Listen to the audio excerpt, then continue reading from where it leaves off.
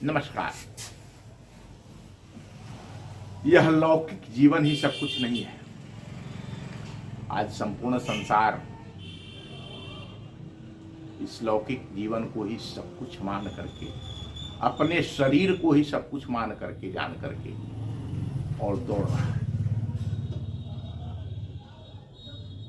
साधारणतया मनुष्य शरीर को ही सब कुछ मानता है और सारा जीवन उस शरीर की इंद्रिय लिप्सा को शांत करने में ही बिता देते हैं। इतने से लौकिक आवश्यकताएं संभव है किसी हद तक पूरी हो जाती है, किंतु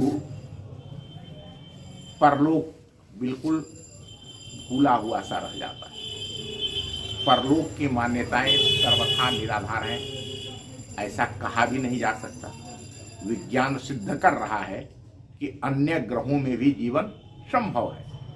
ऐसी स्थिति में स्वर्ग और नरक की कल्पना का भी कुछ आधार होना ही चाहिए। इस आधारभूत ज्ञान के लिए लौकिक जीवन ही पर्याप्त नहीं, वरन भीतर के चेतन तत्व पर विचार दृष्टि डालना भी आवश्यक है। इस आंतरिक चेतना के लिए ब्रह्म दर्पण है। ईश्वर की मान्यता में व्यक्ति अपने निजत्व को पहचानने का प्रयत्न करता है और उसके सहारे पारलौकिक जीवन का भी ज्ञान प्राप्त करता है। परमात्मा से तादात्म्य होना आत्मा को विशाल बनाने की महत्वपूर्ण प्रक्रिया है। अहंकार मिटाए बिना बिना मनुष्य का पारलौकिक हित संपन्न नहीं होता है। मनुष्य जब अपने आप को भुलाता है तो वह संपूर्ण विश्व को ही आत्म स्वरूप में देखने लगता है।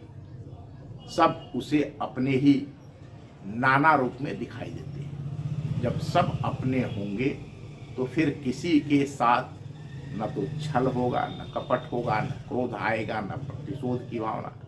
सबके सुख में सुख मिलेगा, सब प्यारे लगेंगे, सब अपने संबंधी जान पड़ेंगे। इस आंतरिक विशालता में ही जीवात्मा को सच्चा आनंद, सच्चा संतोष और सच्ची तृप्ति मिलती है। यह स्थिति पाकर मनुष्य का जीवन सार्थक हो जाता है। मनुष्य आनंद से उत्पन्न हुआ था, पर बीच में मार्ग भटक जाने के कारण वह दुखग्रस्त हो गया था। अब फिर से सही रास्ते पर आने और अंत में उसी आनंद में विलीन हो जाने के लिए ईश्वर को जानना आवश्यक हुआ। परमात्मा संपूर्ण सृष्टि का मूल है।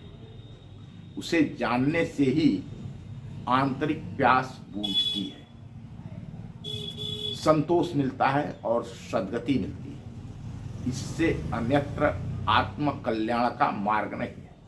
परमात्मा की शरणागति पाए बिना मनुष्य जीवन जैसा बहुमूल्य अवसर भी बेकार में ही बीत जाता है। अब इस बात को थोड़ा सा दूसरे तरीके से समझिए। आज विश्व में बहुत सारे मत, पंथ, मजहब है और मत, पंथ, मजहब का जो मूल उद्देश्य है, मूल उद्देश्य क्या है? आप चाहे किसी भी धर्म पंथ को ले लीजिए। जिन गुरुओं ने, जिन ईश्वर के पुत्रों ने उन मत पंथों की स्थापना किया, उन्होंने यह कहीं नहीं कहा कि लोगों को डरा कर, धमका कर, लालच दे करके उनका धर्म परिवर्तन कराया जाए। ऐसा कहीं नहीं है।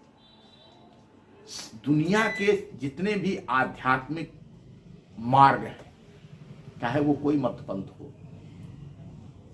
वह एक ही बात बताता है कि तुम अपने को उस तत्व के साथ, उस परमात्मा के साथ, उस खुदा, उस गॉड के साथ जो वो चाहता है और जिसकी चाहना में तुमने कई जन्म व्यतीत किए हैं या वर्तमान को जी रहे हो, उसके पास पहुंचने से ही तुम्हें विश्रांति मिलेगी। ये सारी जो माया है, सारा जो झंझट है, सारा आज का झगड़ा जो है, चाहे जितने भी आज दुनिया के अंदर युद्ध चल रहे हैं, अगर उनके मूल में जाया जाए तो जो शांति है, जो प्रेम है, जो करुणा है, जो सेवा है, जिसके लिए ये पंथ मजहब मत बने, ठीक उसके उलट आज यह विश्व में अशांति के, अवसाद के, क्रूरता के कारण बने हुए हैं। और संपूर्ण विश्व हर प्रकार से मानवता तो कराह रही है, लोग मारे काटे जा रहे हैं, वो तो अलग है, नष्ट किए जा रहे हैं, नदियां नष्ट हो रही हैं, यह वायुमंडल प्रदूषित हो रहा है, जल प्रदूषित हो रहा है।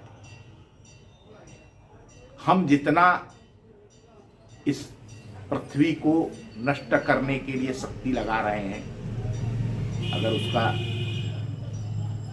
10% भी हम इस सृष्टि को बनाने में, इस पृथ्वी के परिवार को सजाने और संवारने में लगाएं तो निश्चित रूप से कल्याण हो सकता है। और इसका केवल और केवल एक मार्ग है, और वह मार्ग है उस अदृश्य अनाम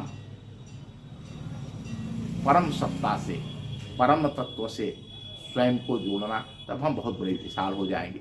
धन्यवाद, नमस्कार, फिर मिलेंगे। कृपया इस चैनल को सब्सक्राइब करिए, वीडियो को अधिक से अधिक लोगों के साथ साझा करिए। इस पृथ्वी ग्रह को, इस ब्रह्मांड को बचाने में आप भी सहयोगी, सहभागी हो सकते हैं। जब अच्छी बातें लोगों तक पहुंचती है तो यह एक पत्थर उछालने के समान है। अगर आपने यह पत्थर उछाला तो निश्चित रूप से आपका भी कल्याण होगा और विश्व का भी कल्याण होगा। धन्यवाद, नमस्कार, फिर मिलेंगे।